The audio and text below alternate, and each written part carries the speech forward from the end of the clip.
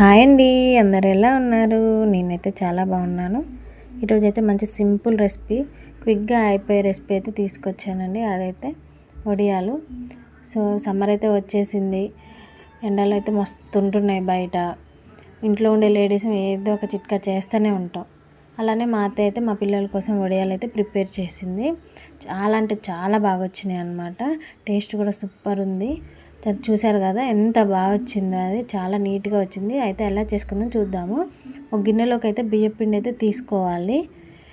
దానికి తోడు ఒక గ్లాసు బొంబాయి రవ్వ అయితే తీసుకోవాలన్నమాట. సో అది ఇది కలుపుకోవాలి.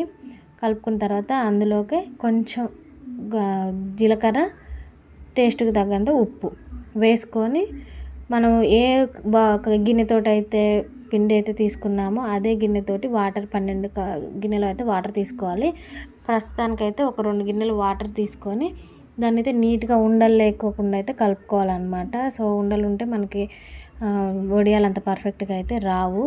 సో నీట్గా ముందు ఆ పిండిని మొత్తం కూడా ఉండలు లేకోకుండా నీట్గా కలిపి పక్కకు పెట్టుకోవాలన్నమాట. అట్లా నీట్గా కలుపుకోవాలి. కొంచెం కూడా ఉండలు ఉండదు అనమాట. మళ్ళీ వాటర్లో మనం ఉడికించుకునేటప్పుడు ఉండలు ఉంటే మంచి రాదు. తర్వాత ఇంకో గిన్నె తీసుకొని అందులోకి ఇందనక దాంట్లో 2 గిన్నెలు పోసింది కాబట్టి ఇందులోకి 10 గిన్నెల వరకు అయితే వాటర్ పోసుకోవాలి. సో దీంతో 10 గిన్నెలు పోసుకోవాలి. మళ్ళీ గ్లాస్ తోటి కూడా ఇందనక అందులో ఒకటి పోసింది కాబట్టి ఇందులోకి 11 గ్లాసుల వరకు అయితే వాటర్ అయితే పోసుకోవాలన్నమాట. పోసుకున్న తర్వాత అందులోకి పచ్చిమిర్చి, కారం వేసుకోవాలి. సో ఎక్కువ అవసరం లేదు, 4 పచ్చిమిర్చి అయితే సరిపోతాయి. కారం అంత అవసరం ఉండదు పిల్లలకు కాబట్టి. తర్వాత అందులోకి టేస్ట్కి సరిపడా సాల్ట్ వేసుకోవాలి. సాల్ట్ తర్వాత జీలకర్ర కూడా మంచి ఫ్లేవర్ అరుగుతుంది పిల్లలకు కూడా అని చెప్పేసి జీలకర్ర కొంచెం ఎక్కువే వేసుకుంటున్నాం. తర్వాత గ్యాస్ మీద పెట్టేసుకొని అవి మరుగుతున్నప్పుడు అందులోకి మనం ముందు కలుపుకున్న పిండిని ఉండలు లేకోకుండా ఇట్లా కలుపుకుంటూ మొత్తం పోసుకోవాలన్నమాట. ఉండలు అస్సలు కట్టొద్దు, మధ్య మధ్యలో అడుగంటుకుంటుంది. అడుగంటుకోకుండా కలుపుకుంటూ ఉండాలన్నమాట.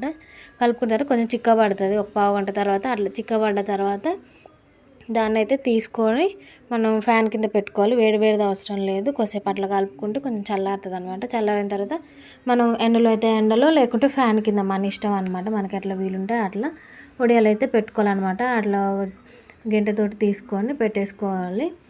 చాలా తొందరగా అయిపోతాయి అనమాట. ఎండలు ఎక్కువనే ఉంటున్నాయి కాబట్టి మాకైతే ఒక రోజులో అయితే అయిపోయింది. మేము మార్నింగ్ అయితే పెట్టేసాము. మాకు ఈవినింగ్ కల్లా అయితే వడియాలు అయితే రెడీ అయిపోయినాయి.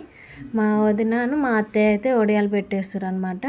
చాలా అంటే చాలా తొందరగా అయిపోయింది. టేస్ట్ కూడా అయితే బాగుంది. మాకు ఒక కప్పుకే చూడండి ఎన్ని వడియాలు అయితే వచ్చినాయో, చాలా వచ్చినాయి. దాన్ని మంచిగా ఇట్లా